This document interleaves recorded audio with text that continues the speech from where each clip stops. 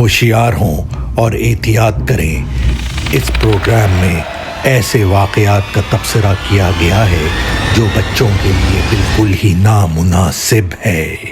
جوان خوبصورت برٹش لڑکی نے دنیا کی سیر کرنے کا خواب دیکھا۔ اس کی جاپان جانے کی تمنا پوری ہوئی۔ خوبصورت مناظر، سوشی، رامن اور ٹیمپورا جیسے کھانے، شاپنگ اور فیشن، اور خاص طور پر جاپانی تہذیب اور آداب، ان کا احترام، ان کی مہمان نوازی نے لڑکی کو اتنا متاثر کیا کہ اس نے وہاں مزید ٹھہرنے کا فیصلہ کیا۔ افسوس کہ وہ جانتی نہیں تھی کہ یہ جاپان کا سفر اس کی زندگی کا آخری سفر ہوگا۔ آئیے دیکھیے لوسی بلیک مین کی کہانی۔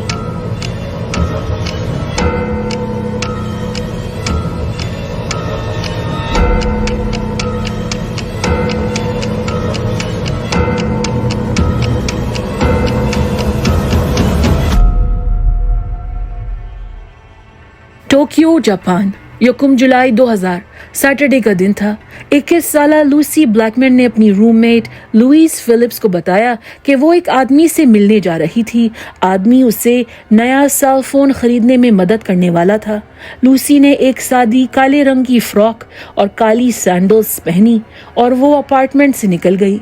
لوسی نے لوئیس کو نہیں بتایا کہ وہ کس سے ملنے جا رہی تھی، مگر لوئیس نے اندازہ لگایا کہ وہ کوئی ایسا شخص ہوگا جو لوسی کو ٹوکیو کے ایک کلب میں کام کرتے ہوئے ملا ہوگا۔ لوسی اصل میں سیون اوکس، کینٹ، انگلینڈ کی رہنے والی تھی اور مئی 2000 میں وہ لوئیس کے ساتھ ایشیا گھومنے کے لیے نکلی تھی۔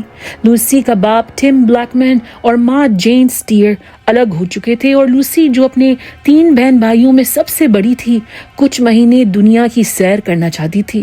اس نے سوچا تھا کہ وہ کچھ ہفتے ٹریولنگ کر کے اپنا دماغ ہلکا کرے گی اور پھر اپنی کیریئر اور مستقبل کے بارے میں اچھا فیصلہ لے سکے گی۔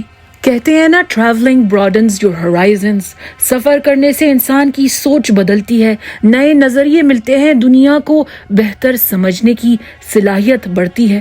لوسی اور لوئیس نے یہ پلان کیا کہ وہ گرمی کے مہینے جاپان میں گزاریں گی۔ انہیں 90 دن کا ٹورسٹ ویزا مل گیا۔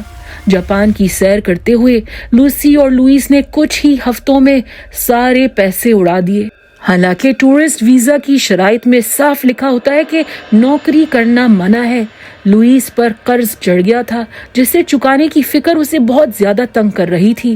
یہی وجہ تھی کہ لوسی اور لوئیس نے ٹوکیو کے علاقے روپنگی میں کازابلانکا نامی کلب میں ہوسٹس کا کام شروع کر دیا۔ کیونکہ انگلینڈ میں رہتے ہوئے دونوں لڑکیاں برٹش ایئر ویز کے لیے فلائٹ اٹینڈنٹس کے طور پر کام کرتی تھی، اسی وجہ سے ہوسٹس کا کام انہیں اچھا لگا۔ اس میں لوگوں کا استقبال کرنا تھا، انہیں ویلکم کرنا تھا، ان سے گفتگو کرنی ہوتی تھی جس کی انہیں پہلے سے عادت تھی۔ لوسی کلب میں اچھی طرح سے ایڈجسٹ ہو رہی تھی۔ لوسی کے ساتھ کام کرنے والی ہوسٹسز اس سے بہت خوش تھی کیونکہ وہ ہمیشہ مسکراتی رہتی تھی۔ اس کا سینس آف ہیومر بہت اچھا تھا۔ کلب کے کسٹمرز بھی اسے پسند کرنے لگے تھے۔ وہ ذہین تھی، دلچسپ گفتگو کر سکتی تھی اور تو اور دیکھنے میں بھی بہت پیاری تھی۔ لوسی جس کلب میں کام کرتی تھی یہ ایک ہوسٹس کلب تھا جو جاپان میں کافی مشہور ہیں۔ یہ کلبز اصل میں امیر آدمیوں کے لیے ہوتے ہیں جہاں ہوسٹسز ان کا خیال رکھتی ہیں، ان کے ساتھ وقت گزارتی ہیں، ان کو ڈرنکس سرو کرتی ہیں، ان کی سگریٹ جلاتی ہیں، ان سے میٹھی میٹھی باتیں کر کے ان کا دل بہلاتی ہیں۔ یہ جگہیں ایک انٹیمیٹ انوائرمنٹ پیش کرتی ہیں مگر ان میں کسی بھی طرح کا جسمانی تعلق منع ہوتا ہے۔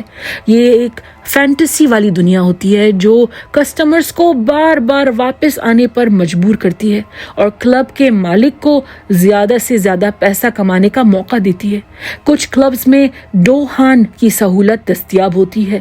ڈوہان ہوسٹس کلب کے باہر کسی کسٹمر سے ملنے کو کہتے ہیں۔ ہوسٹسز کسٹمر کے ساتھ شاندار ڈنر پر جاتی ہیں، پھر کلب واپس آ جاتی ہیں، یا کسٹمر لڑکی کو کسی دعوت میں، کسی شادی میں لے کر جاتا ہے یا بزنس میٹنگ میں لے کر جاتا ہے اور شو آف کرتا ہے کہ دیکھو میں کتنا کامیاب ہوں کہ یہ جوان خوبصورت لڑکی میرے بازو سے لٹک رہی ہے۔ یہ صرف ایک سوشل اور بزنس سمجھوتا ہوتا ہے، پیسے دو، ڈیٹ کرو، جس میں جسم فروشی شامل نہیں ہوتی۔ لوسی کے کلب میں ہوسٹسز کو ہر مہینے کچھ ایسے ڈوہان ضروری کرنے ہوتے تھے۔ 1 جولائی کو لوئیز نے یہی سمجھا تھا کہ لوسی کسی ایسی ہی ڈیٹ پر گئی ہوگی۔ اسی رات 7 بجے لوسی نے لوئیز کو فون کر کے کہا، میں 1 گھنٹے میں گھر واپس آ جاؤں گی، مگر لوسی اس رات گھر پر نہیں لوٹی۔ صبح ہونے پر لوئیز پریشان تھی۔ اس نے اپنی دوست کو ڈھونڈنے کی کوشش کی، مگر جب منڈے 3 جولائی تک لوسی کا کوئی پتہ نہیں چلا تو اس نے لوسی کی ماں جین کو، جو یونائیٹڈ کنگڈم میں رہتی تھی، فون کر کے بتایا کہ لوسی چند دنوں سے لاپتہ ہے۔ لوسی کا باپ ٹم اور بہن سوفی فوراً ٹوکیو پہنچ گئے تاکہ اس کا سراغ لگا سکے۔ ٹوکیو دنیا کے سب سے بھیڑ بھرے شہروں میں سے ایک ہے، اس لیے انہوں نے ہر کسی سے مدد مانگنے کا فیصلہ کیا۔ انہوں نے اس وقت کے British prime minister Tony Blair سے بھی رابطہ کیا، جو ان دنوں میں جاپان G8 میٹنگ کے لیے آنے والا تھا۔ ٹونی بلیئر نے جاپانیز اتھارٹیز سے کہا کہ لوسی کو ڈھونڈنے کے لیے جو کچھ بھی ممکن ہے وہ کیا جائے۔ یہ بات میڈیا کی نظر میں آئی اور کیس پر بہت زیادہ توجہ دی گئی۔ ہر جگہ لوسی کو تلاش کیا گیا، اس کے مسنگ پوسٹرز لگائے گئے۔ لوسی کے گھر والوں نے ایک پرائیویٹ انویسٹیگیٹر کی بھی خدمات حاصل کی۔ جلد ہی یہ بات سامنے آئی کہ جہاں لوسی کام کرتی تھی، کازابلانکا کلب، وہ کلب اتنی سیکیورٹی فراہم نہیں کرتا تھا جتنی دوسرے ہوسٹس کلبز دیتے تھے، اور کلب کا مالک لوسی کے گھر والوں کی کوئی مدد کرنے کو تیار نہیں تھا، کیونکہ لوسی نے لوئیز کو نہیں بتایا تھا کہ وہ کس شخص سے ملنے جا رہی تھی، اس لیے یہ بھی اندازہ لگانا مشکل تھا کہ وہ کوئی کسٹمر تھا کہ نہیں۔ چند دن بعد ایک ہوسٹس نے پرائیویٹ انویسٹیگیٹر کو بتایا کہ اس نے کچھ دن پہلے کلب میں ایک ایسا شخص دیکھا تھا جو بہت عجیب اور مشکوک لگ رہا تھا۔ اس نے شخص کی تفصیلات پولیس کو بیان کی۔ اسی دوران پولیس کو کچھ رپورٹس ملی کہ لوسی کو سمندر کے کنارے چلتے ہوئے دیکھا گیا تھا۔ یہ جگہ ٹوکیو سے 30 میل دور تھی۔ گواہ نے کہا تھا کہ لوسی کے ساتھ ایک آدمی تھا جس کا حلیہ بیان کیا گیا تو وہ شخص بالکل اس آدمی سے ملتا تھا جو کلب میں دیکھا گیا تھا۔ اور پھر ایک دن لوئیز گھر پر تھی کہ اپارٹمنٹ کا فون بجا۔ لوئیز نے فون اٹھایا تو ایک اجنبی مرد نے جاپانی لہجے میں صاف انگریزی میں کہا، لوسی کچھ عرصے کے لیے گھر نہیں آئے گی، آپ لوگ پریشان مت ہوں۔ انہی دنوں پولیس نے ایک جوجی اوبارا نامی شخص کو گرفتار کیا جو ایک اور مختلف کیس میں جنسی زیادتی کے الزام میں مبتلا تھا۔ جاپانی اور ویسٹرن عورتوں نے اس کے خلاف بے شمار شکایتیں اور رپورٹس لکھوائی تھی۔ وہ جوان خوبصورت لڑکیوں کو ڈنر پر لے جاتا تھا، ان کی ڈرنکس میں کچھ ملا دیتا تھا، اور جب لڑکی کو صبح میں ہوش آتا اسے کچھ یاد نہ ہوتا۔ جوجی ان سے کہتا، ارے پاگل، تم نے بہت زیادہ شراب پی لی تھی اور کوئی بات نہیں ہے۔ مگر پولیس کو اندیشہ تھا کہ جوجی ڈرنکس میں ڈرگز ملا کر لڑکیوں کو ریپ کرتا تھا۔ پولیس نے دریافت کیا کہ جوجی ایک بہت امیر آدمی تھا۔